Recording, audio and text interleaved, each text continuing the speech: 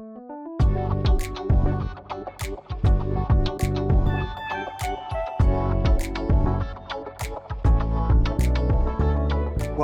David, glad you're here. Yeah. Good to have coffee with you today. Yeah. What in the world is this sermon about?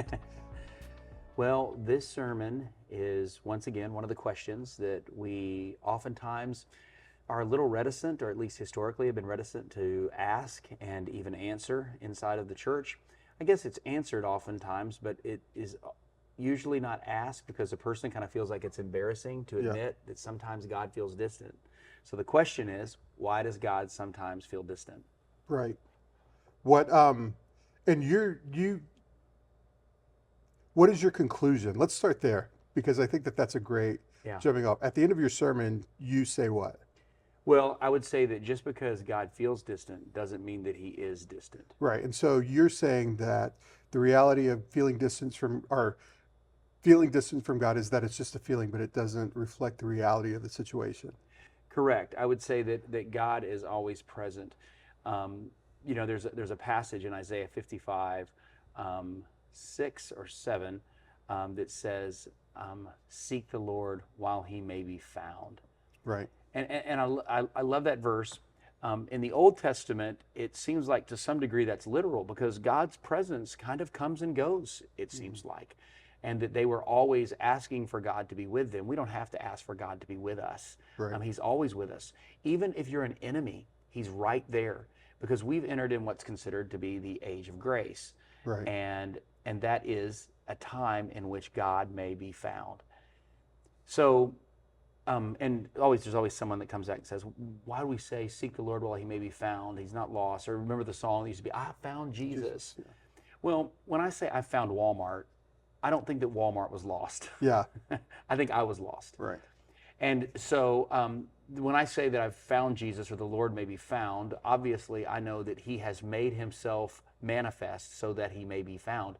And that's true here in the age of grace, is that every one of us can see him and respond to us. The problem is that age will end. It will end altogether, and it will end in our own lives. Okay. Is that we will all have a final chance to hear and to receive and to draw close to him, to be transformed in our spiritual identity. We'll all have that chance. But that window will close. Right. There will be a last time you'll hear the gospel. Yeah. And so I think that God is close to all of us, Right. even when we don't feel like it. Because we live in an age where that is possible, but this age will come to an end. That's correct. So the word for that you would use is dispensation. That's a dispensation. I don't necessarily subscribe to the 7 dispensations of the church, Right. but I do subscribe to the fact that there are at least 2 dispensations, with kind of a mediating dispensation in which Jesus himself was actually here, Right. which is the transition from the old covenant to the new. Exactly. So in our current situation, you're saying that there's no reality in this space, Yes, and right. in this space in the story of salvation, and like God's soteriological working of humanity. Right. In this dispensation, there's no moment where we're actually separated from God, but that you can receive and seek God, find God in all of this, regardless of what it is that you're feeling or what it is that you think. Yeah, that's exactly right. And he's right there. Yeah. The message, faith comes by hearing and hearing from the word of God in Romans 10:17, I believe. And so it's available to you.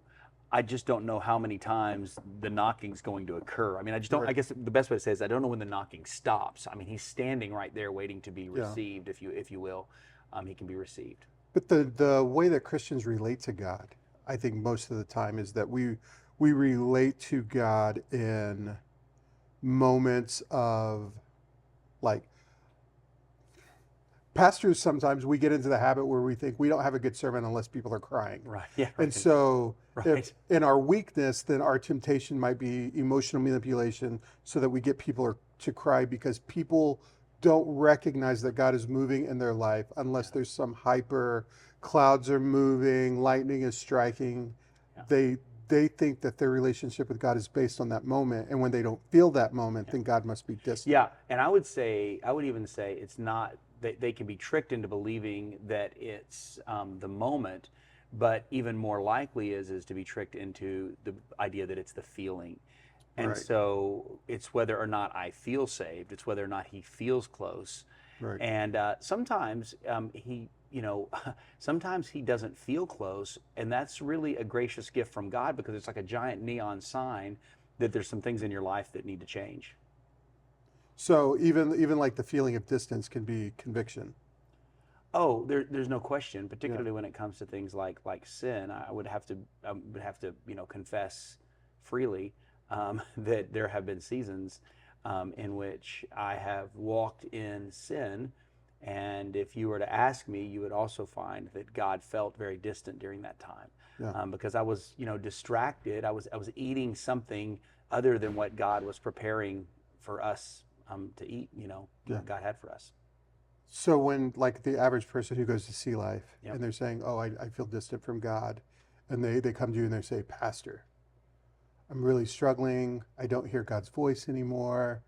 Like things are terrible." What is your first response to that? 'Cause Well, I think that that's like a normal. yeah. Well, I think first of all, I would try to relate to them, because I would let them know that there have been seasons in my life where God has felt distant. I've always known that He is close and that He is near, and that He is accessible. But yet, sometimes I feel distant. I get that even in my relationships with my children or my wife. Even just because we live under the same roof doesn't mean that we feel the same level of intimacy, Right. kind of emotional intimacy at all times. And so I think emotional intimacy and spiritual identity are not always the exact same thing. That spiritual identity is fixed. If I don't feel emotionally intimate with my twins that are at home, that doesn't change who they are to Right. me. The DNA would basically reveal that. Yeah. that they're mine Yeah. and they're my boys, and so that doesn't change who they are to Doesn't me. change the reality. Right, but it can change how we feel in emotional intimacy, and there can be a lot of reasons for that. So if they're living in rebellion, basically, if they're working against all of my rules for the house, then yeah, they're gonna feel a lack of emotional intimacy. I'm about to throw a wrench in this whole thing. Okay, go Because ahead. what I'm thinking, like you're saying all this stuff, we talk a lot about relationship, and the whole thing about this really is, what is our relationship with God like? How important is having a relationship with God? Do I have to have a relationship with God to be saved? Or can I be saved and not have a relationship with God? So let me say this: when you get saved, you are related to God. Right. You are birthed It's as a the spiritual DNA. son. It's the DNA. It's the DNA. exactly what you said about your twins. Like whether you feel close to them or not, you are. Yes. They're yours. They're yours. Yes. And so whether I feel close to God or not, I'm His Right. if I'm saved. Right. But then do I have to pursue a relationship with Him? So once again, just because you're related to someone doesn't mean that you're going to have a healthy relationship with that person.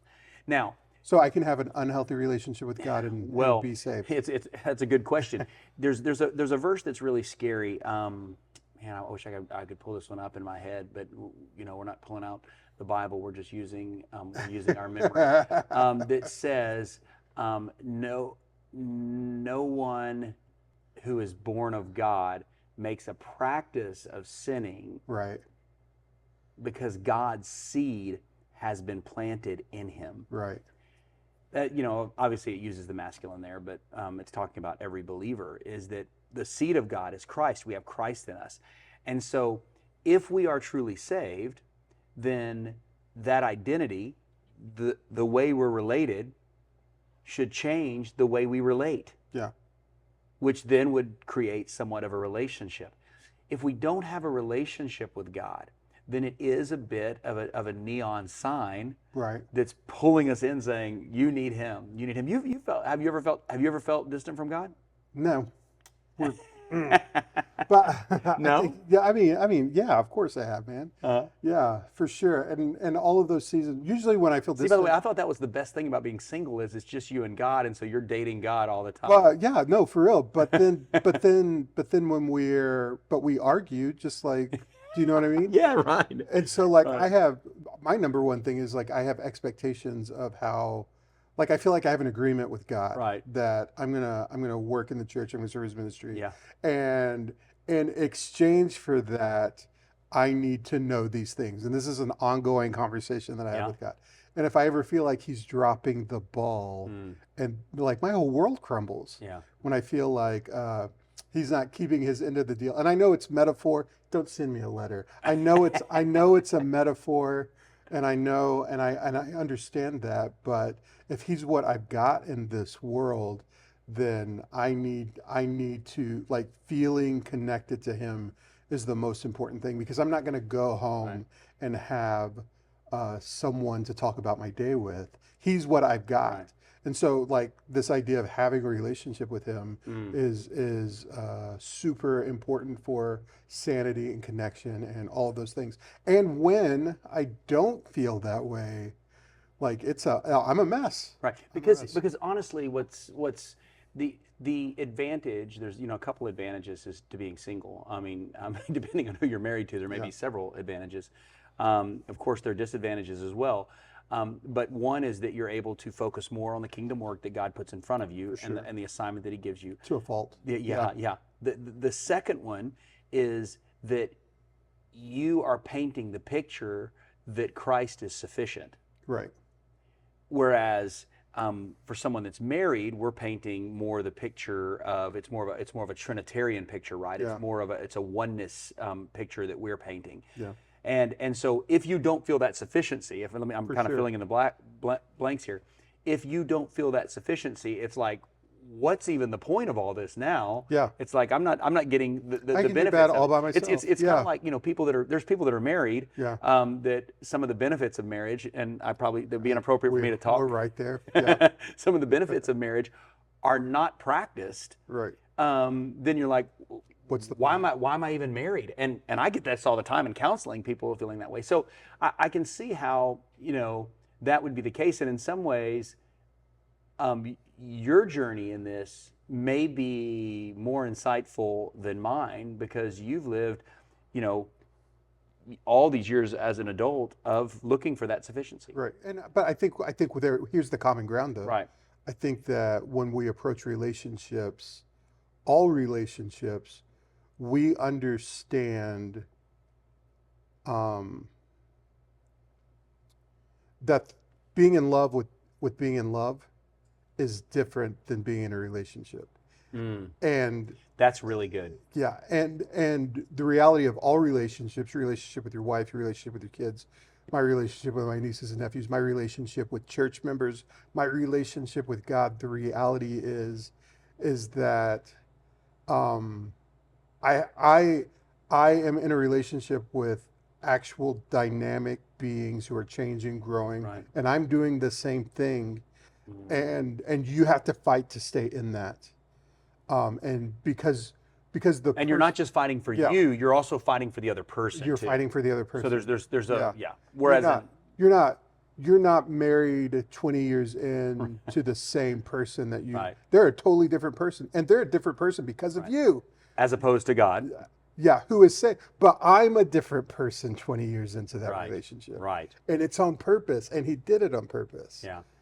And so that changes how I relate to, and through that process, there's some days where you just feel more connected, more whatever. But the reality is that relationship, love, unconditional love, even means that you're committed, even if the feeling of love is not there, Mm, because demanding that the feeling of love is there would suddenly be a condition, mm, that you have to create. And so, like, when you talk about your relationship with God, when God feels distant, yes, you're right. The reality is that I belong to Him, right. and that doesn't change. And I have to, as a maturing person in Christ, I have to get past the point of saying, my connection with God is purely based on how I feel about God in that moment. Yeah. Because I've already made the decision, and I have to commit to that. And it doesn't matter if I feel okay about God on a specific day. I've already decided where I stand with Him. Gotcha. You know? Yeah. And so I have to wake up and I have to be the godly man, even if God and I are still working something out. You know what I mean? Yeah. Because I've already chosen my side. Yeah. I've good. already made my commitment. That's where it doesn't matter if I'm single in a relationship with Right. God or you're approaching it as a married man. Like that's just true about the reality Right. of relationships. Well, and you know, just like in a relationship with a spouse or anyone else, if you, you know, it's not like God has big shoulders. Yeah. So it's not like when you sin that it becomes this giant problem for God that He has to solve. Because quite frankly, He's already solved it. Yeah. God doesn't have a sin problem. You and I have a sin problem. Right. And we've got to figure out, but what that sin problem does is it makes us feel distant from God. And so one of the things that happens, as we talked about on Sunday, is that we find ourselves struggling in that relationship and feeling ostracized because of the way that we're acting towards Him. The way He's acted towards us hasn't changed one bit. We're still, you know, He's still in the exact same place. If you feel like someone's moved, it's you. Yeah. And But what if I'm convinced? Like, what if I'm convinced that I'm not the problem? Because I've heard this before. I even heard a pastor preach this. I'm not saying where he was from, Bethel, I think. yeah. But where he was like, Jesus is an apology from God. Oh, Do you know what I'm talking about? Yeah. Because like there's Wow. Yeah, I didn't know you said that, but some, you know, it was something to that Wow. effect. I'm probably misquoting Right. it or whatever, but like there was that sermon where it was implied like God is apologizing to you by sending His Son or something to that effect. But there are people who have convinced themselves that God has wronged them because of and that is what's creating the distance. And what your premise is saying is that because God is perfect, the problem is you, so you should start there. But what if I'm convinced? What if I'm mad at God because of something that He did? Well, I still think Because it's yeah. always going to be somebody's dead grandmother, right. or it's always. But I gonna still be, think it's you because, like for instance, one of the things is my expectations. So sometimes we come to God just like we do in any kind of relationship. We come to them and we have these expectations, and those expectations aren't fully met. And no human being can meet all of those expectations. But there's two sides. You mentioned this a moment ago. It's not just He doesn't meet your expectations. It may be that your expectations are unrealistic, or you're putting expectations on the God of the universe that the God of the universe will not actually receive. In other words, He's like no. holding Him to promises He didn't make. Correct. That would be a great example. Yeah, that would be exactly right. That He didn't make those promises. He didn't tell you, for instance, that you would never suffer. As a matter of fact, He made the exact opposite claim, Right. that you actually would. And so I think that that's one thing. And then we have this idea, as we talked about on Sunday, that there's this over the top kind of amazing feeling that you have to have. Or it's not real. And I think that there's those moments, and I can certainly speak to the first time I saw Victoria Falls, Right. just having a kind of a gestalt moment. The last run of the day on a ski trip, Yeah. on the beach in Australia, writing a journal, basically writing in my journal that I want to marry Courtney for the first time, kind of writing it down. There's been plenty of worship services like we talked about where it's been kind of over the top. All of those are great, emotional, moving moments, and I love to share those moments. And I hope that everybody has a few of those. But just like in my relationship with my wife, that's not the majority of the moments. Right. Those are the highlights. Those are the highlights. That's not Those are reality. great moments. Those are like vacations, if Those you are will. the Instagram shots. Yes, those are the Instagram shots. Those are the snippets. And so a lot of our relationship with God does involve learning to walk with Him through everything. For me, that's been really helpful. And I shared this at a press pause not too long ago, that I was sharing about how my prayers have changed to where I just try to I don't know how else to use this, but my ADD brain goes every direction, and I just try to take God with me whenever I go, whenever and wherever I go. And it's just like, Father, where are we going now? And when I'm thinking about Rocky, I'm praying for Rocky. In other words, I may pray for you every single day. I may only pray for you once a month, maybe even less. Probably not, because our lives intersect so meaningfully. But the point being is that I let how I'm related to him dictate how I behave, and don't just seek after high spot after high spot after high spot after high spot. Right. Because there's a benefit to the low spot.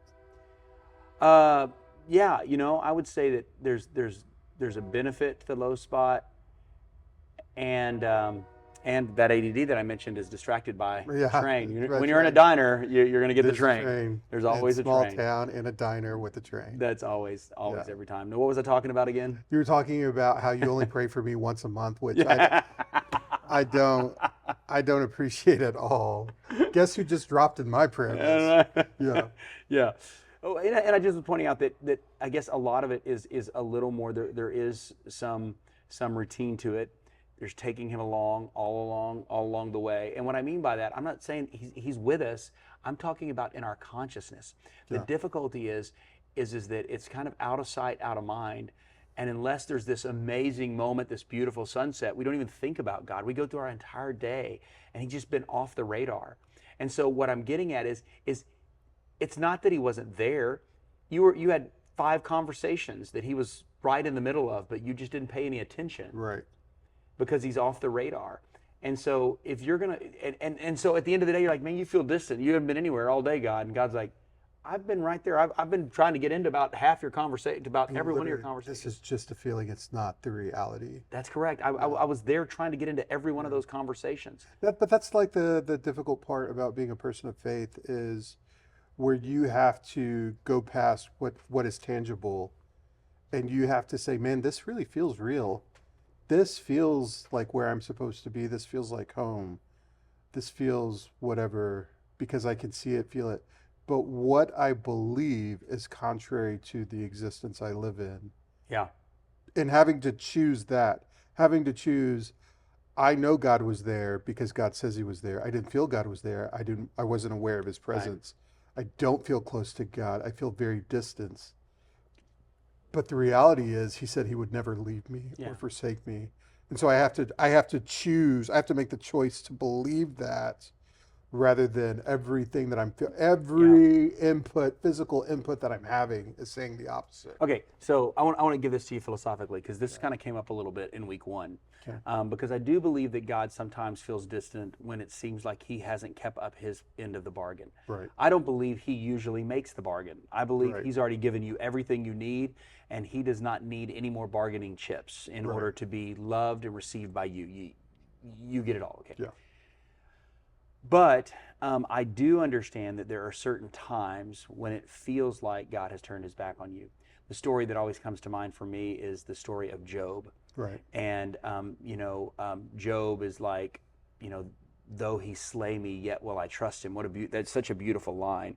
But Job had to feel like God had deserted him. As a matter of fact, he says it several times. His friends tell him that. And they come to him and they tell him the reason God feels distant from you is because you've sinned. Yeah. And God tells them, y'all are idiots. Yeah. I mean, that's basically what God tells them. Honestly, much of their advice to Job sounds like a lot of our modern day preaching. Yeah. And God tells them, no, you were way off. It sounded good. And quite frankly, we could preach it in a lot of our churches, but basically God says you don't get it. Because we have Job chapter 1, and so we know that Satan comes to God, and basically God says, have you seen my servant Job? He said, yeah, well, does he trust you for nothing? It's because you've given him all this stuff. Take away all of his stuff, he will curse you and die. And basically he begins taking away all of these things from Job. Including his own children, right? He leaves him with his wife, which was not a blessing, right? At all. And at the end of this story, I think what's most interesting is if you were to be able to go into Job's head and ask him the question, where was God in all of this? He would say, I have no idea, but he was nowhere close. But in reality, and I know it doesn't work this way. I know God doesn't work this way. But in reality, if you were to go and to see, out of all the people on the planet, who was God most interested in during that season? I know that to be clear, I know that's not how Out God of works. all the people on the planet, On the planet, who was God most interested in? the main character was Job. Job. Yeah. Job was the main character Yeah. in that moment. So God wasn't distant from Job. He was right there. He's paying attention to every single moment. So when I've got this Job season in my life, when I feel like things are kind of falling apart, I can attest to on the backside looking back and going, God was right there. I was this close to disaster. I was this close. I was this close to calling it quits. I was this close to abandoning my faith, whatever it may be. And I see that God is right there. And that's so cool to me to know that he's right in the middle of all of it. There, Go ahead. I mean, Respect. the reality is that we work with people a lot who are hurting, and we go through seasons of tremendous pain too. And if I'm on the phone or somebody's messaging me and they're ready to end their life, that answer just feels so unsatisfying to say. And he's right there. He's right there. I know you don't feel it, but he's right there. And I don't know that that's always enough to save somebody's life. Well, and I would say to them is to press in or chase after what you know to be true. Yeah. You know, I plan to include in the message on Sunday a part on Romans chapter 8, verse 28. Right. And it's not the part you think about, that, and we know that all things work together for the good of those who love God and are called according to his purpose. I want to focus on the first three words, and we know. Yeah. My sin, my hurt, my successes, my failures, we know. We've seen it played out in the Bible. We've seen it played out in the lives of others, and we've seen it played out in our own lives. We know that all things, good, bad, sinful, holy, all of that God takes it, redeems it, and works it out. And that's such the beauty of the gospel. So, and I would say you press into what you know, and chase after the truth, chase after reality. So as soon as we leave here, I'm headed to Children's Hospital. Someone has called us as elders to ask us to pray over a child who's in a really bad place. And I won't go into any more details than that. And I'm leaving here for that. And those parents, I talked to them last night on the phone, they're desperate. Yeah. They're desperate for God to bring about healing. They don't understand it. They're distraught. And this 1-year-old, I can't tell you why they feel this way. But what I love about these parents is they're chasing after it. Yeah. That you know why they called us? Because they searched the Bible. What do we do when my child is sick and they can't figure out what's going on? And they're like, and as a Christian, what do I do? And it sent them to this passage in the Bible. James. Yeah, in James, it tells them to call together the elders and lay hands and anoint. And so once again, it's not a magical formula. It's not in the prayer. I mean, it's not in the oil. It's not even in the hands or in the prayers, but it's in the faith.